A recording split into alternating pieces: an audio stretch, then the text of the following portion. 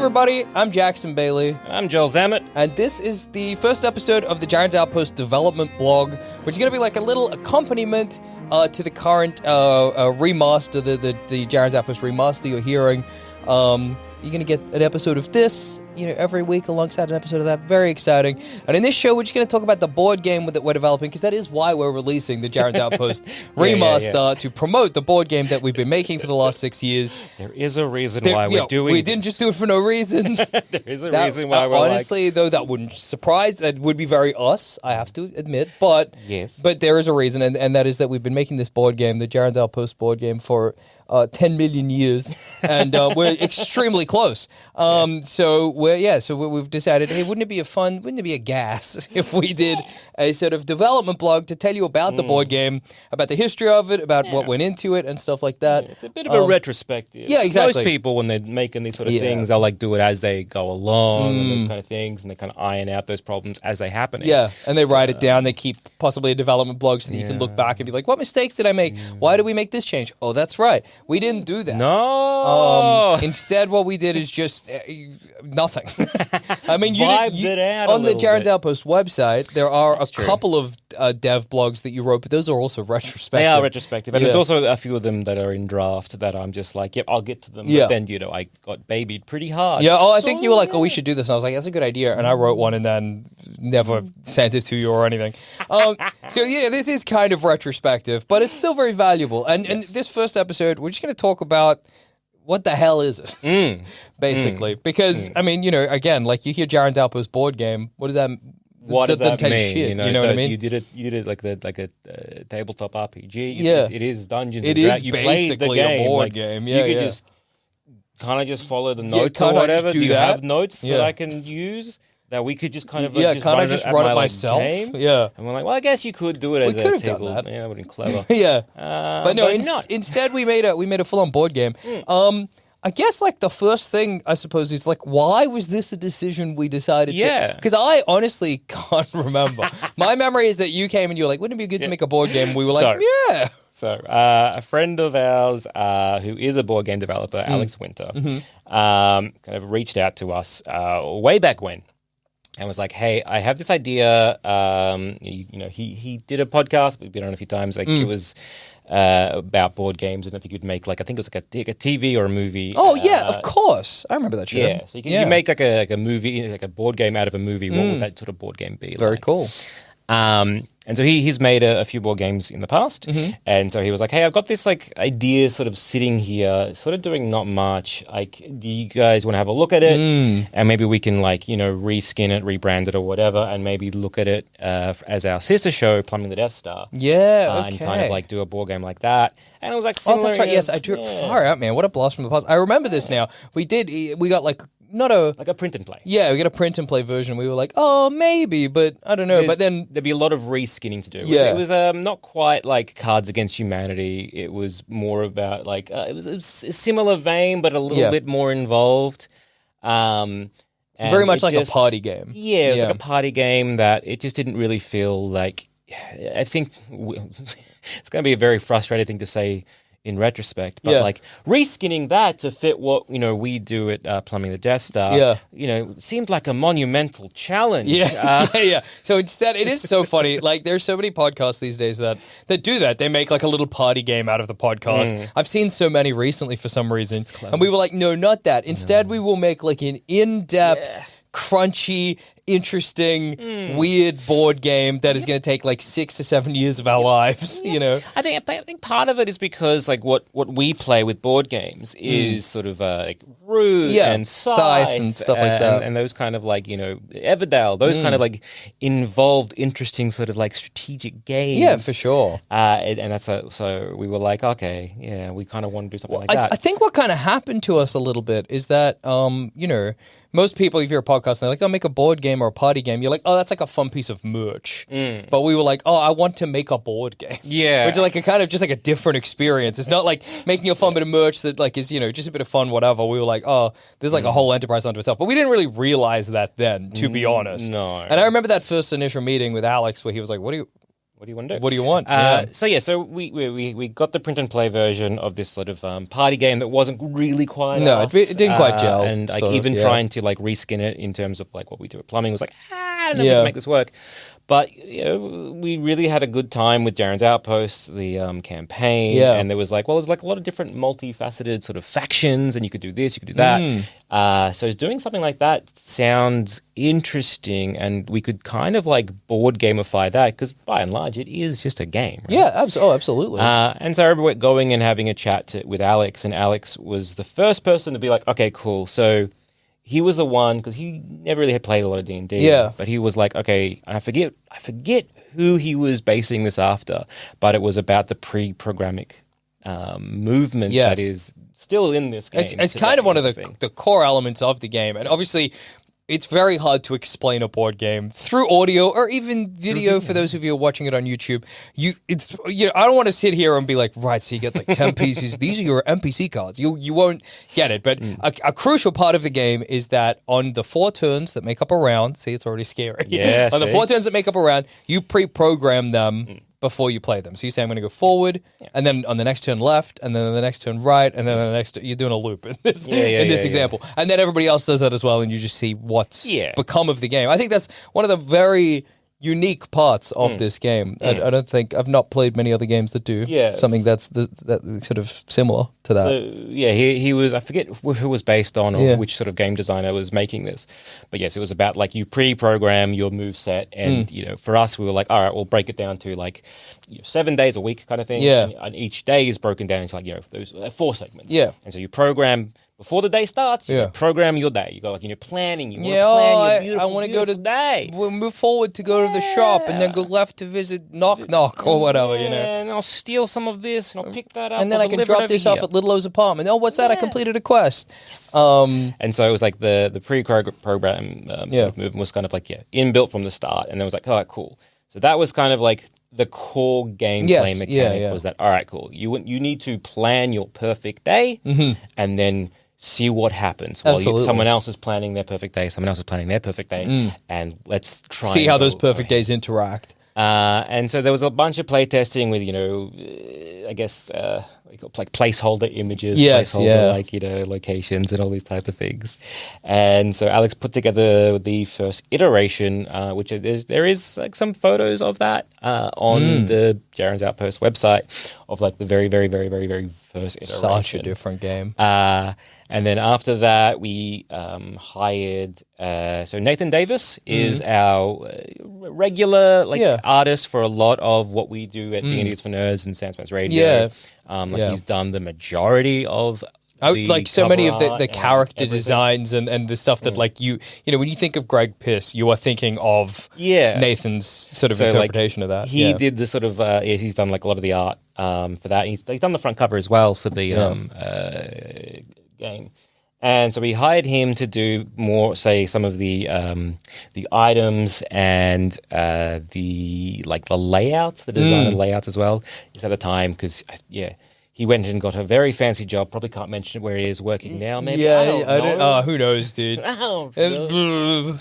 Best not, I guess. Yeah, maybe. Anyway, he went on and he's done like bigger, better things. So it was like I didn't want to kind of inundate him with doing all the because it's a lot of art. It's a lot of art for something, especially for the game we made. Yeah. And so Ralph Atanasia or Ralph America, if you listen to I guess a few of our other shows on the network, he did all the character designs.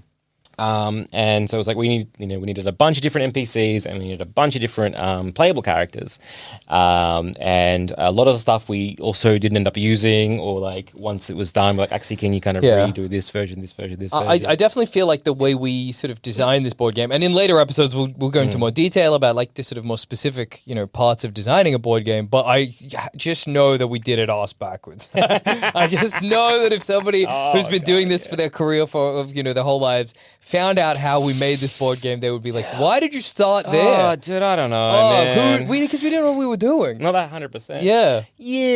I think like since making this, like going on and watching a bunch of different like how to make a board game, or like how to playtest a board game, or how to do this kind of stuff, and be like, that would have been clever. Yeah, but also in some weird way, I feel like we were like sort of unfettered by the ideas of what a board game should be. You know what I mean? I think in some way that it was oddly beneficial when it was beneficial, you know. And then I think, as we actually started to figure out what we were doing, then that was useful. So that was the first iteration, and then we got a after getting the art done, and then there's a Spanish, I think Spanish artist Nuno. He did all the location art as well.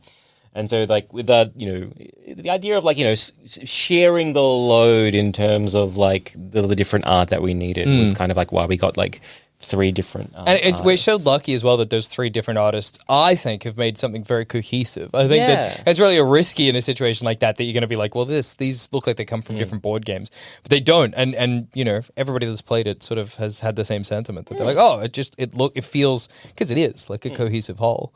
So that, but then I think this thing happened with making this board game where the initial design, we were like, we love the skeleton of this, but some stuff about it we want to change and we want to sort of adapt and then that began this very slow process of transforming that initial prototype, that like very basic prototype, into the current immeasurably playable game that we have today. Because it was like, it went from that very, very first prototype with like a placeholder imagery and everything like that, to then getting a very first prototype printed. Yes, and that it had, like, I think it was rectangular locations instead of the current square where they're at.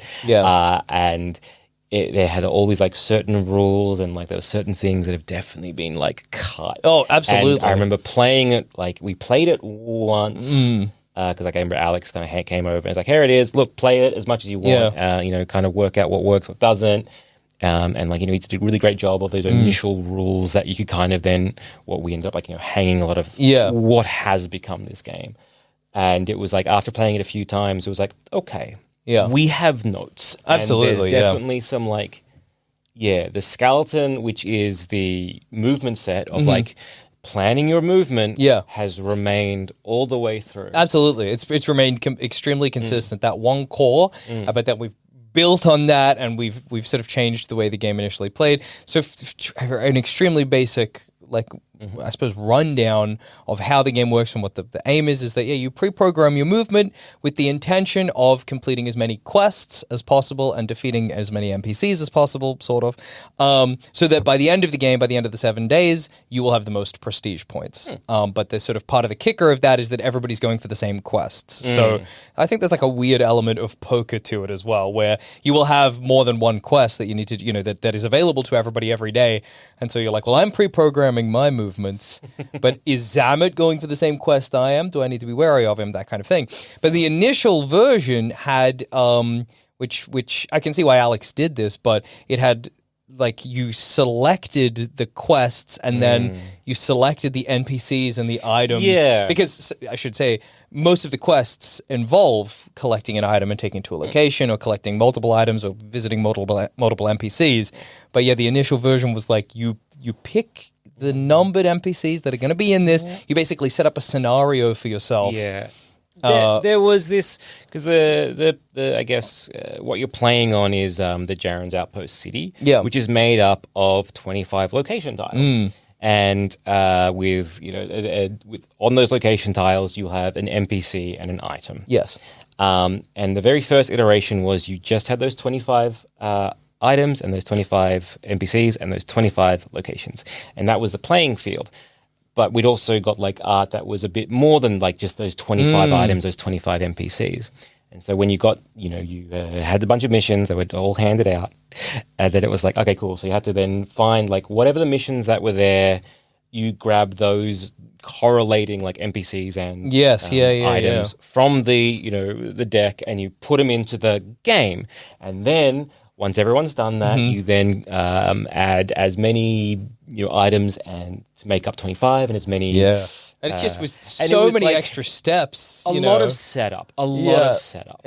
Which is not, I mean, like, a lot of board games do have that level of setup, but I think we were just like, I don't know if I want to be doing that level of setup, because it wasn't just like setting up of like, all right, move these cards over here, making sure that the table's set up like this, grabbing, this over here. It was like going through a deck and like removing, being like, oh, well, I'm looking things. for, because you would have the little quest card, and the quest would have, so every NPC and every item had a number on it, and the quest would have the numbers that you needed. So what that left you doing is like, you're like, what do I need? Oh, 227, and you'd be like, okay, 222, you're flicking through it. Oh, there's 227, there's 227, and it just kind of, and that's like a thing. It's kind of cool that we immediately like clocked that as something we didn't want in the game, because I think so much of developing it is figuring out what's fun and what's not fun, and figuring out what is streamlined and quick and simple, and what is complex and maybe kind of unwieldy and sort of like kind of weighs down the game. And so I think that was the sort of beginning of like no, you know what, this is not quite what we want. But don't get me wrong, when was that? That would have been like, what, 20... Let's call it 2018. No, earlier than that. It would have been like 2017, maybe? Something like that, So that was 2017, and then, it took us until now before we're like, oh, we figured out the game. Yeah, no, kids like, oh, it's been 6 years. No, it's been more than 6 years. It's been more than 6 years. And I think part of the reason that it has taken so long, and we might do a whole episode on this later on, or who knows, but part of the reason is that it's never been our main focus, because unfortunately it just couldn't be. Yeah. So that meant that piecemeal we had to find the time amidst all of the other podcasts that we're recording, and find the space to be like, we got to sit down and figure out this freaking game. In between, like, doing UK tours, in between, putting out podcasts, various many different ones. Yeah. And then, COVID happened, which was like weirdly harder and easier in a weird way. Because we were able to use tabletop sim to be able to like, all right, cool. Yeah. Let's import everything in and let's go. Plus, you had a lot of time. Like, you're like, what else am I doing? All right, let's figure it out. But like the problem of tabletop sim was like, well, if you wanted to make changes, and you can't really kind of make them on the fly, or like you really want that tech. Oh, absolutely. Tactile. Like, even with the game is complete now, and we're still playtesting stuff and, figuring stuff out. But even with the complete game and tabletop sim perfectly working, still somehow I want to feel the cards. I don't know. I don't know what it is. It's a funny thing. It's great that like, that exists, and you can do it. You can do that with all these different kind of video board games. But it's just, I don't know. Yeah. Maybe it's just that like I like board games, and so you kind of want that ability to pick up a piece and pick up like the card and have a look at it, rather than what's the zoom button again? Oh, I'm lost. Like, somehow I've set my base grounders under the table. I do that so often. I don't know why. So it has been a slow development process, and I think part of that as well is that what happens is, I remember there's a period, was it like last year? No, the year before maybe, where we were like, let's dedicate a month. Yeah, let's dedicate a month to it, which was really valuable because we got a lot done, but we had to do a lot of work to be like, all right, we need to have all these plumbings, all this D&D, all this baseless, all this thumb cramps, blah, blah, blah, blah, and all this done by this month so that we can go, basically, this is our full-time job for a bit. Yeah. And there is also something I would say about like leaving it alone and having a think. Because like that's very useful valuable to be like, this is a problem over here, or was that fun, or how can that be a bit better, a bit streamlined, or a bit interesting, or whatever. Yeah. And so like, being able to walk away and like, again, it's like have that shower thought. Yeah, totally. Like, that would be interesting. Like, wouldn't that be something we could do? What if we included that there? And so those have been quite useful. Yes, I agree. Like, it's a real like double-edged sword. I wanted to say coin. All coins are double-edged. They're double-sided. What is a side but an edge? The coin will have 3 anyway. But in that you have that, there's that great, you get that distance from it. So then also when you come back and you start playing it and you're like, oh, this isn't fun. Like I was too close to it, I couldn't realize. But also you come back and you're like, what was the problem that we were trying to fix last time? Yeah, and then you play a game and you're like, oh, that's right. But you need to have that like the kind of period of getting into the game and figuring out what the hell you were focusing on last time, what still needs to be fixed, and stuff like that. So in a way, it's a miracle we got here. But it's also and how. it's spectacular that we did. Yeah. And I could not be more proud of the final product. It's really cool looking at this game and playing it and being like, wow, it's fun to do. Yeah. It's fun to play. And we did this, and it plays kind of like how we really wanted it to. Yeah, absolutely. Which is that, all right, cool. Like another thing that we did, which was maybe stupid, which was that when we had the player characters, we wanted each one to feel a little bit different. Yes. Because we're like, We were playing a lot of Root at the time. Yeah.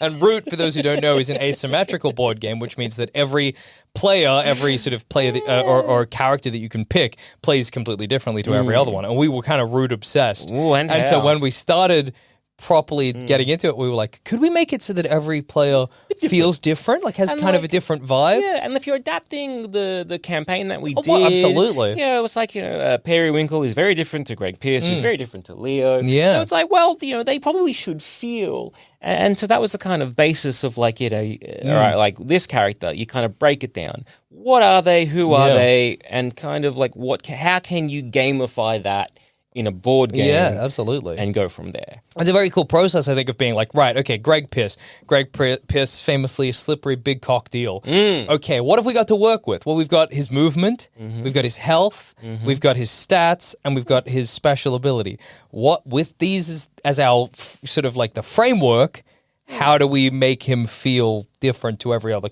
sort of character?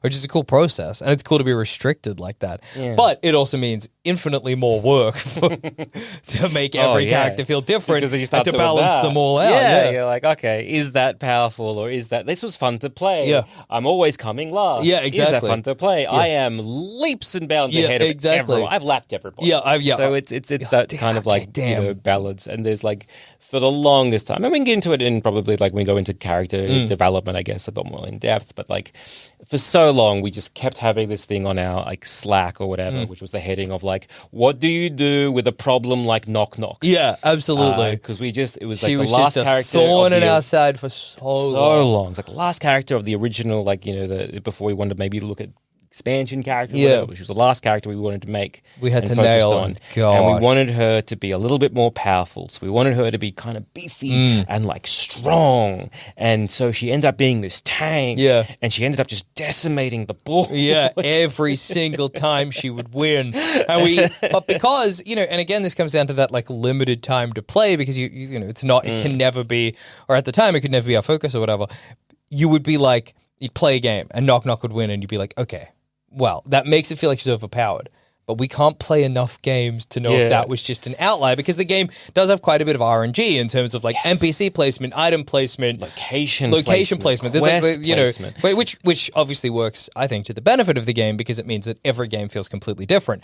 But it also means that if you're doing a game with Knock Knock, you're like, was she just lucky? Yeah. I don't know. Was she just lucky? Because we made the skill quite low, but then, these points that person got, like, they just got a lucky roll. Yeah, exactly. So, like, they probably wouldn't have got that many points. I definitely remember one game we did where Dusha was helping us play test, and he, as Knock Knock, was like, I'm just going to stay in this corner and fight people. Yeah. And we were like, okay. All right. And I think he didn't win, No. but he came second. No, he lost. He lost? He came lost? Quite lost. Well, then that's extremely, well, that's the kind of thing where you're like, well, does that mean Knock Knock's okay?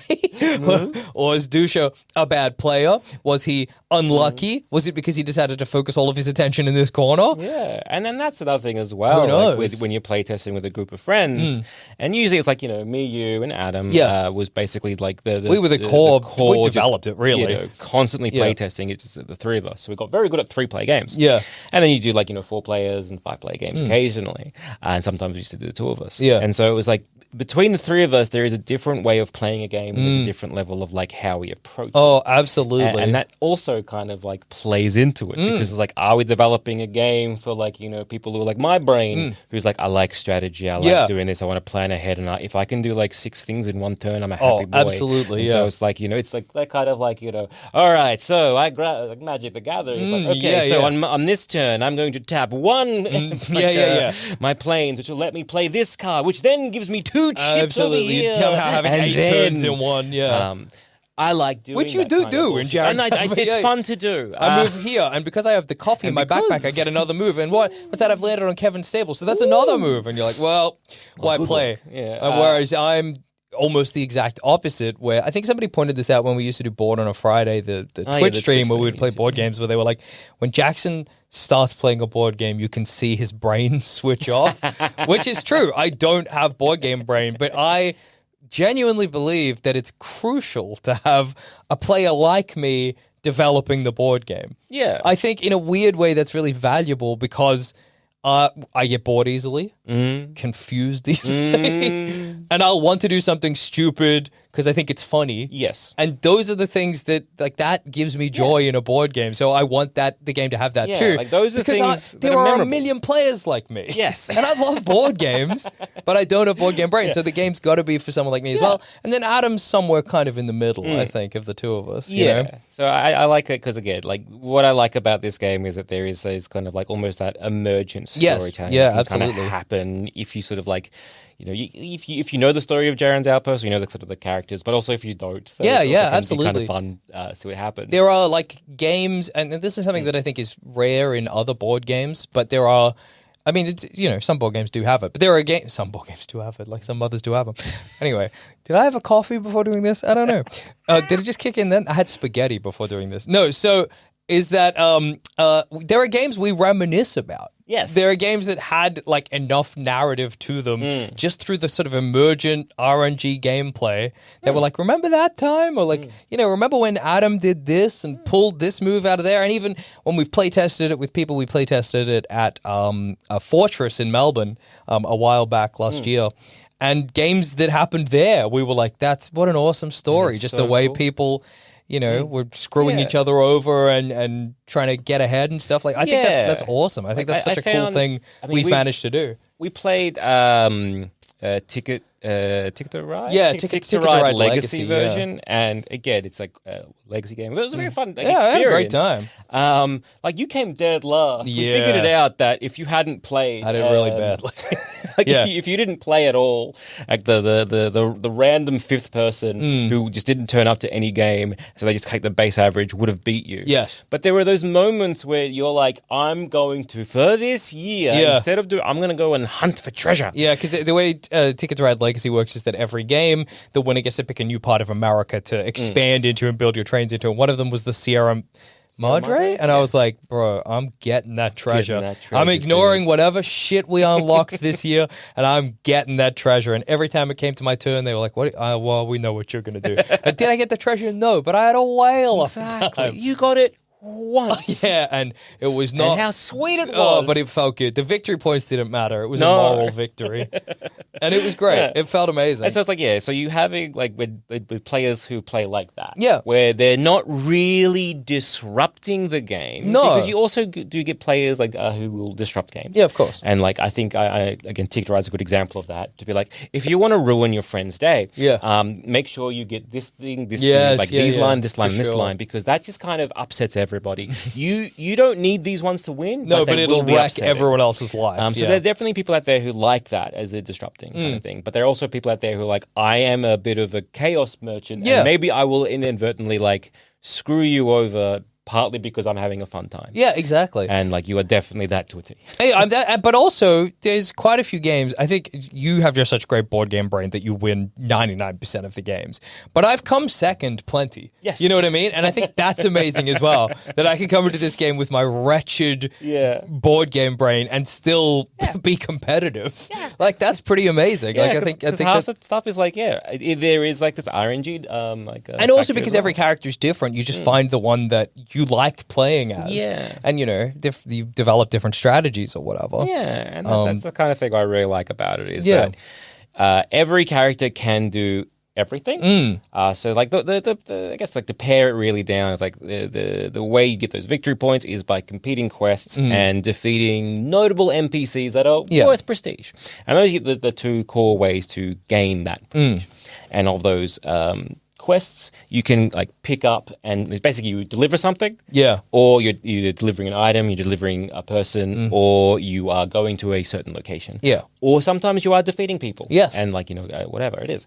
And every single character can do it all. It's just there are certain characters that are better at doing the moving around the board. Yes, there are certain characters who are built towards defeating people. There are certain characters who are better suited at just like, being able to churn through items and NPCs. Well, absolutely. And I think part of that is, so, for example, and again, it's hard to explain a board game through just audio. But so defeating the surgeon, people will remember the surgeon from the campaign. That's an NPC in the game that's worth prestige because they're notable and they've got the highest sort of damage output and health, I think, in the game, or at least equal to someone else. But anyway, so if you're saying parry or knock, you've got a good base damage. So you can go in there and you got a good health. You could go in there and just wail on them. Whatever, you're probably gonna, if you're lucky, you might be able to take him out just like that. We've balanced it so that you probably need to pick up some weapons to do it. But if you're Leo, Leo's very good at picking up items, and some items you can discard to do damage. So you can be competitive no matter what. Leo could theoretically pick up a bunch of daggers, and you've done this before. Roll in using your very sneaky movement, throw all of your daggers at the surgeon to do enough damage to defeat him, and then fuck off out of there so that you've done the same thing. So, yeah, every quest is very doable, and we've tried to make it, doable for every NPC, but every player character, but, they are weighted. Yeah, and I like what you can do there is that you can really tailor it to what you want to do. Yeah. Because the quests, they are visible for everybody. The way that it works is that it's the amount of players that are at the table plus one. So for a 3-player game, 4 quests. So the 4 quests are always there, and the moment that quest is done, another one takes its place. And we've got a lot of quests. So like the ability to kind of like, play this game again and again to sort of get different quests, it's going to be very different. So it's always very fun. I find it is like depending what character I'm playing, because each one is very different, to be like, okay, what are the quests? How can I do them? And is that worth doing, or should I just go barbarian mode and maybe just pick up some really big items and just kind of go ham on whoever's on the board that's worth some prestige? And it's like, okay, cool. Well, I can possibly get this one, like that quest done, but I have to work for it. I got to go all in. And so you end up like, spending like some of your turns going like, right, I got to grab this, I got to grab this. I'm going to need this item that's over there. That location, well, if I pass like, it's like a skill check then that's great because that means I can do X, Y, and Z. And then I'm all in and I get that victory point because if I get that means he doesn't get that, which means I get it, stopping them, and I move up. Yes. Absolutely. And then the next, like, you do that, or you try and do that, and it's either like you succeed and you're like, okay, now I'm down to like 3 health. Yeah, exactly. I'm halfway across the board. All the other quests are on the other side. I got to make it over there. Or you get almost the exact opposite of that. And this is always good where the new quest comes out and it's something like drop Papa Little O off at the Little O estate, and you're like, where am I currently?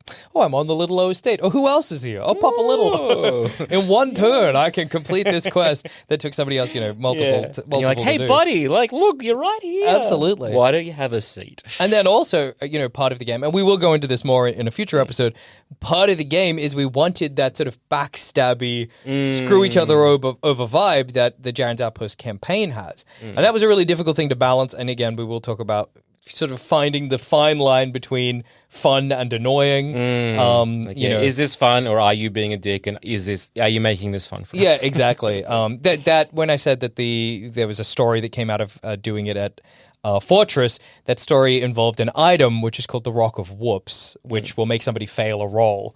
And one player had figured out a strategy to just basically continue. They were just lucky enough. The RNG worked in their favor. They could just continually pick it up and fuck over their friend. And their friend, and again, it's that fine line. But I think it was incredible just to watch him be like, I'm not going to win because he was losing, but I can make sure your last turn sucks. Yeah, it's like, I'm not going to win, but you're not going to win by a lot. Yeah, exactly. And so they were like on this like location, which means you can just like, go through the item deck and grab an item. And so, every time we'd be like, all right, Rock of Whoops, roll for it. Yeah, I got it. Okay, great. All right, buddy, what are you doing? What are you doing? Do you roll to try and complete that quest? Yeah, I guess. Oh, Rock of Whoops. Oh, okay. On your next turn, you can do it. What are you doing your turn? I'm going to search the item deck for the Rock of Whoops. Oh, you passed my skill check. I get it again. It was so funny to watch. Yeah. But again, there's that fine line. And some people, they don't love necessarily that kind of, again, it's a fine line. But in terms of victory points, in terms of, part of it is screwing each other over and snaking that quest out from underneath somebody and leaving them high and dry, and they've got to now sort of think on their feet. Yeah. There's a lot of improvising and a lot of, kind of dealing with the blows that you're dealt and trying to come up with new strategies, which again feels very much like, I think, the campaign that it's all based off. Yeah, which I think worked out. I do like that ability because, like, when we first the quest initially, it was you either like just had them, right? So it was kind of like. After you kind of got everyone to, like, all the numbers in a row of like, who's in what, and put them all out. The quests were dealt out, but they were like a private thing, and they were only for one person. And so it was this kind of a thing of like, I have this quest, you have this quest, Adam has that quest, and then let's just see what happens. And there wasn't that much interaction. No. And it was a lot of fun, but it felt very much like we are playing a single player game, and my two friends are just also happened here. to be here. Yeah. So then we were like, okay, how do we do this? Well, okay, what if it was you share your quest with the person to your right? Yeah, that's right. And so it was like, okay, cool. So then it was like, well, me and Adam share a quest. Yeah. Me and Jackson share a quest. And I they share a quest with Adam, yeah. But, it's just like, okay, that's kind of nice. Let's try that out. And that sort of worked for like a 3-player game. But then when we're like, okay, try it with a 4-player game. It's like, okay, well, I'm never interacting with the one person opposite player. me, I'm just not. I'm like, you don't worry about it. Right? Yeah, you're like, and so we're like, right. okay. And then we're like, well, what if, screw it.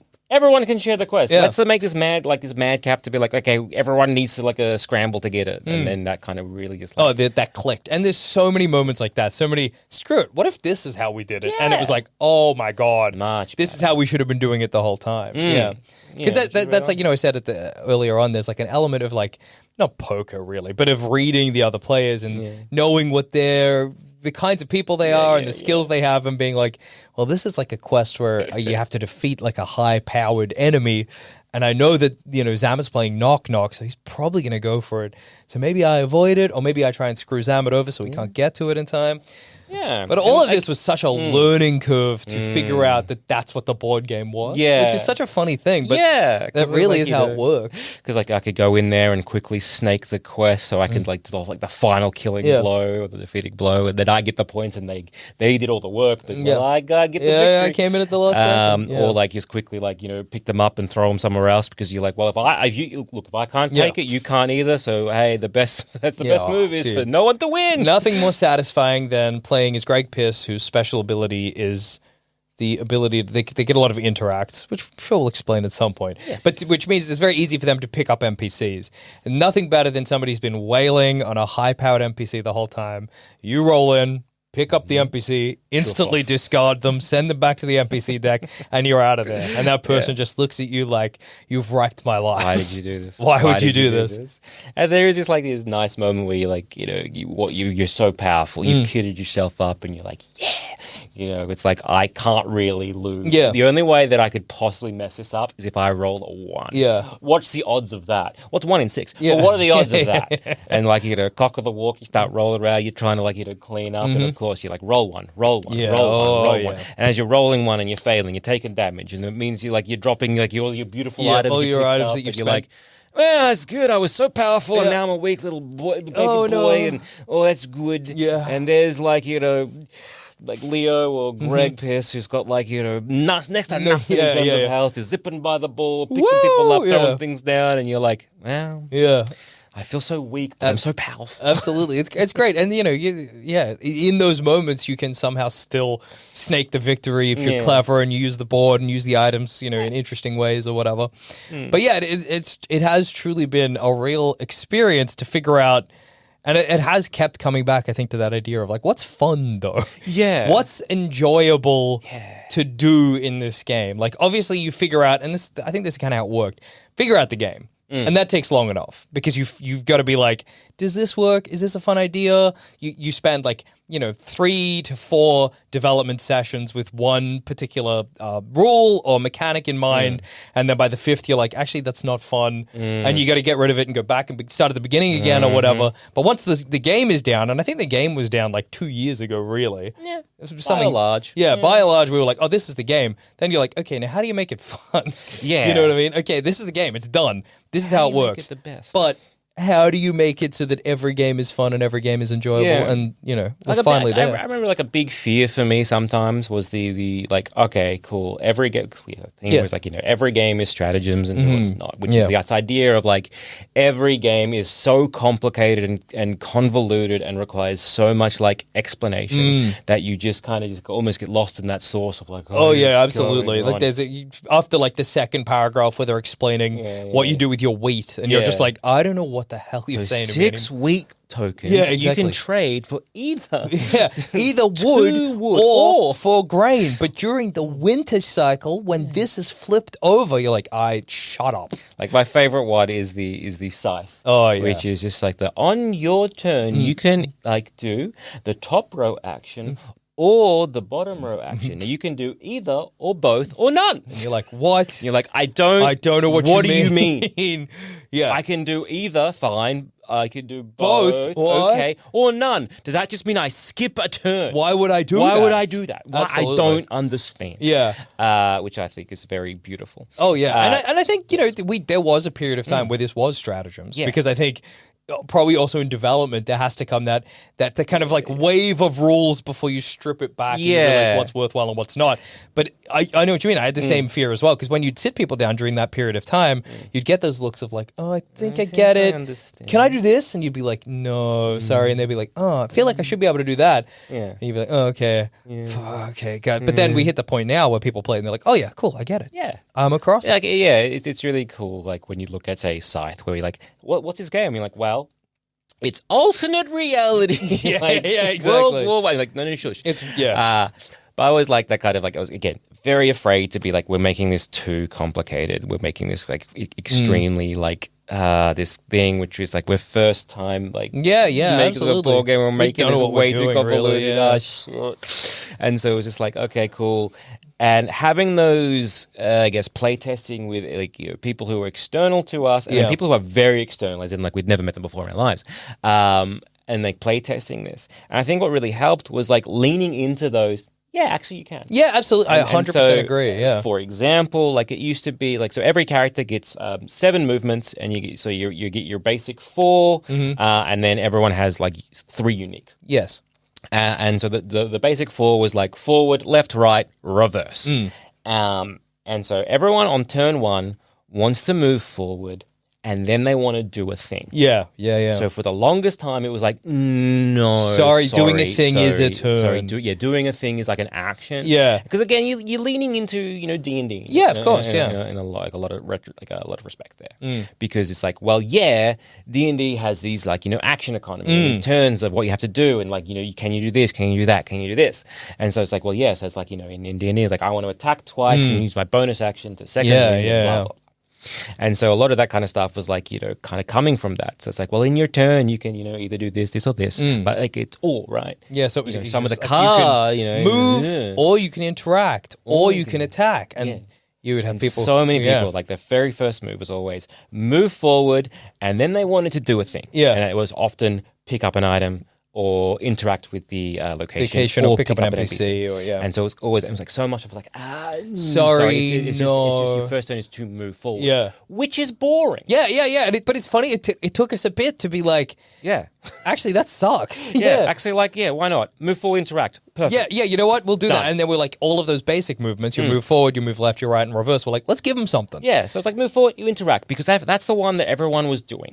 And so I was like, because the interact, you can do a lot of it. And then it was like, okay, well then like the left, right, reverse, whatever. We're like, okay, because you wanted them to still be able to do something, but you also were like, well, you don't want to give them too much power. Too much of doing everything, because then it's like what makes, say, Greg Pierce or Leo, like they're like cards that are very uniquely theirs to do those kind of things. You kind of don't want to take away from them. So part of it is it's like, how can you make it fun but also still make it unique and don't take away from over here, so you're making those characters weaker. And there still is some element of like restriction makes a game interesting, in a weird way, where if you can do everything, you're not excited when you get to do something unique. So like on that as well is this kind of thing where it was like when you picked up a bunch of weapons or items that like helped you pass your like attack, your hit checks or your attack check, like because you're rolling a 6-sided die.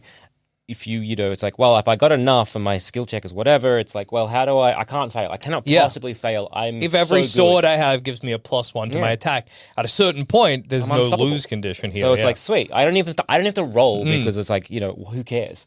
I cannot miss. Yeah. And so that made us go like, yeah, that's boring. Yeah, that And so being sucks. able to like walk through the town and be like, I hit, I kill, yeah, I'm good. who cares? We were like, no, let's make Yeah. like a 1 a fail. Yeah, Like, absolutely. like it's just that is kind of like very in D&D itself, and also it just helps with that RNG. Yeah, 100%. And helps with that like.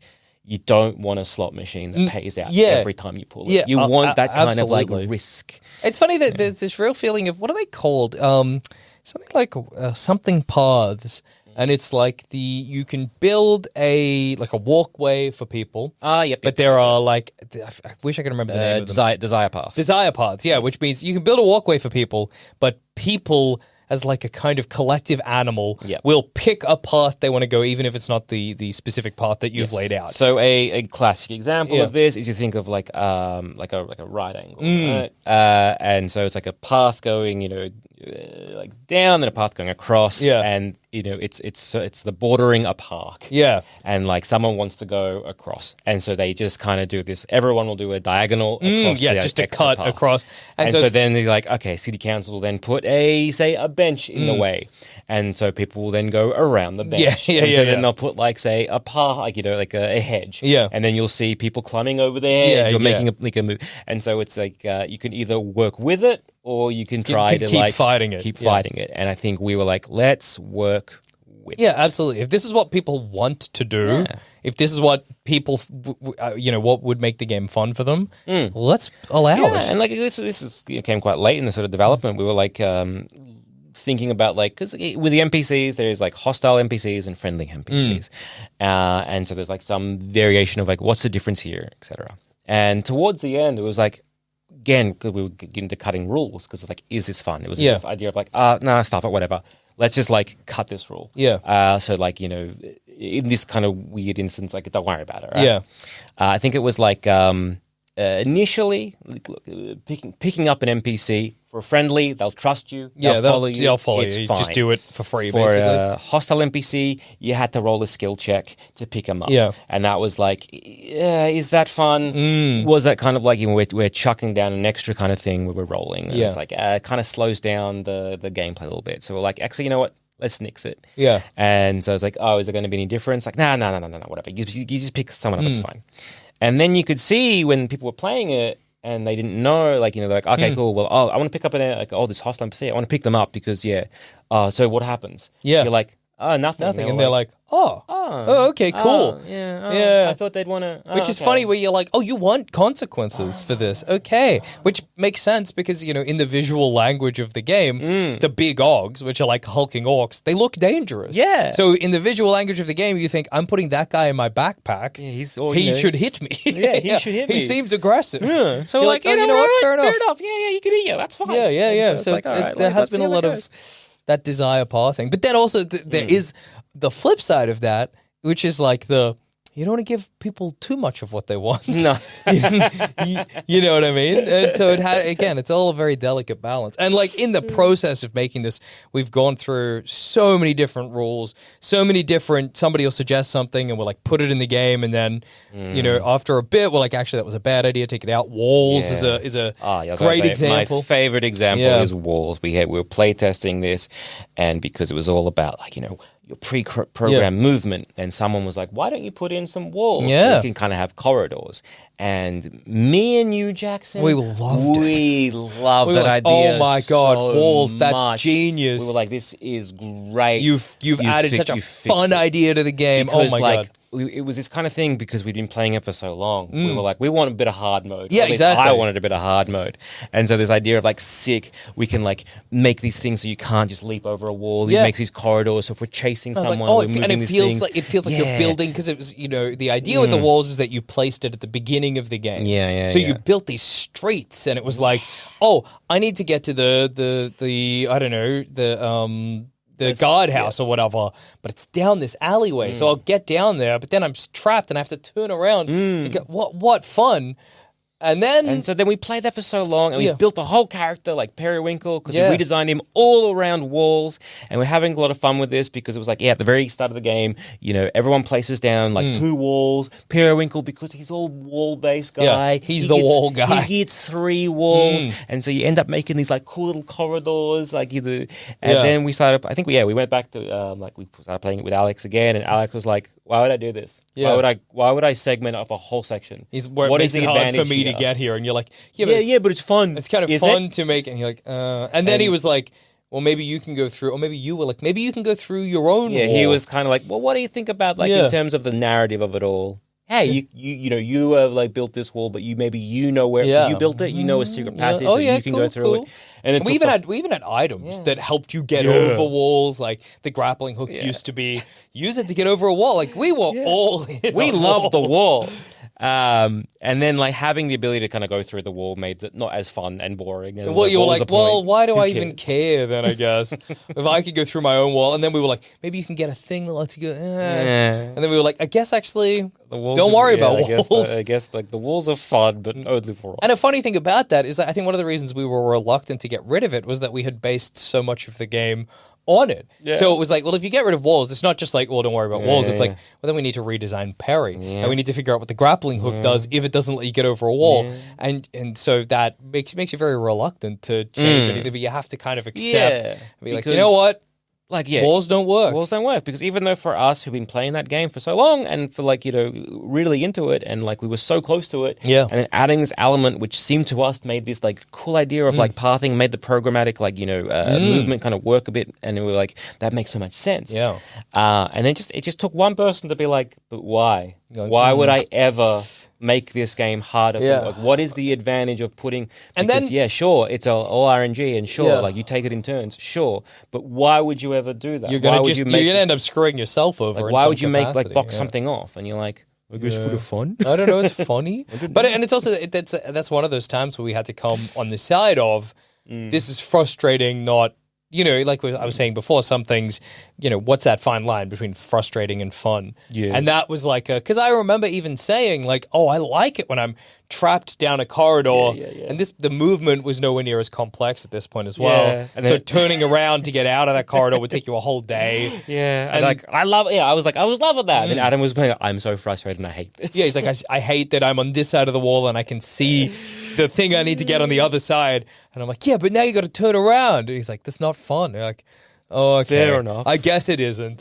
Fair. You're right. So it's been a very funny process in that way of like figuring out what works, figuring out what doesn't, making something eminently playable for somebody who knows who we are, because that's like another consideration. Do you make a board game that is fun for D&Disfornerds fans? Do you make a board game that is fun for general board game heads? Do you and obviously we tried to synthesize sort of some combination, but that's like a whole other consideration you got to think about. I think for me it was like, okay, let's try and make this a fun game for people who just like board games, or like and then from there. For me, it was like for people who are fans of like D&Disfornerds, or just or some of the other podcasts that we do. It was like I want to have that through like the quests, the narrative, the rule book, this like how we can try and kind of weave that in through some of the like the flavor text. Yeah, sure. Because it was like really trying to kind of inject our like humor and like totally. The kind of vibe of that. Of campaign and Sandspans and D&Disfornerds kind of into this board game. So it was like this idea of like, if you know us and you've been listening to us and like following us for over 10 years, like I get that, I understand that's kind of funny. Okay, that kind of makes sense. And like, if you have no idea, you're like, it's funny. Oh yeah, I'm still having a good time. Absolutely, yeah. You're like, oh, whatever. This guy's called Greg Pierce. Hurrah! That's a funny name. Yeah. Okay, whatever. But oh my god, it's Greg Pierce. I'm playing as Greg Pierce. Yeah. And so there is this kind of like, again, fun. Yeah. Everything was just like, really threading that needle. Oh yeah. Like, all right, is this too referential? Is this too silly? How trying to write down like all the rules and it's like, is this too stupid? Yes, yeah. You want to explain the rules, but you also want to kind of make them an enjoyable read. For sure, yeah, totally. And it is funny that so one of the items that you can get is it Or has this been changed maybe and I'm misremembering? Sure. Is it the Rusty Dagger does no damage? I think the Rusty Dagger, it's like all daggers, like you discard it, it'll do some damage. Yeah. And if you have it in your items, it'll help you It with your adds accuracy. to your And so it still helps you with your accuracy. Yes. But you discard it, it does 0 damage. And I think that's fine. Yeah, exactly. And I love that it's still like you can discard it for 0 damage. Yeah. That's an option. And so, I think even though some of that sort of stupid stuff we have, not had to remove, but we've maybe removed to make for a better game. Stuff like walls, where we're like, it's fun to suffer. Yeah. Oh, it's not. You're like, why would, because you can imagine somebody coming here being like, why even write it down if you can't use it? You're like, oh, it's funny. Yeah. It's funny to do, But then on the flip side, there's stuff that we, have gotten rid of that's kind of the same thing. Like, I don't think this is in the game anymore, but you used to be able to, there was a period of time where we were like, what if you could throw every item for 1 damage? Every item could be discarded because it's funny to imagine somebody throwing, say, a box of chocolates, which is one of the items, at an NPC to do damage. Well, it's just throwing an NPC. Yeah, exactly. Throwing an NPC. You want to throw Urky Timbers at fucking Papa Little O to hurt him? You can do that. But then we were like, oh, you know what? That's so much text. That's so much for what? Yeah. You know what I mean? Yeah. So it has been that really funny experience of, and that's, I think, just development of anything and going into it. And I'm like, and like, I really want to start like launching into like from there, like a bunch of the playable characters and like how the NPCs have changed over time. And but honestly, we can save that for another episode. Yeah. Because again, we have been. This is kind of like consumed us for almost a decade. That's pretty much. Yeah. And so there's a lot to talk about. There's like a lot I want to talk about as well. And I really could just keep going on. Oh, absolutely. We could do every episode now in just one big 14, 15 hour, whatever marathon. But we should stop ourselves. Yes, yeah, we should. We should be clever. So if you haven't by now, please head on over to the Kickstarter and follow us along.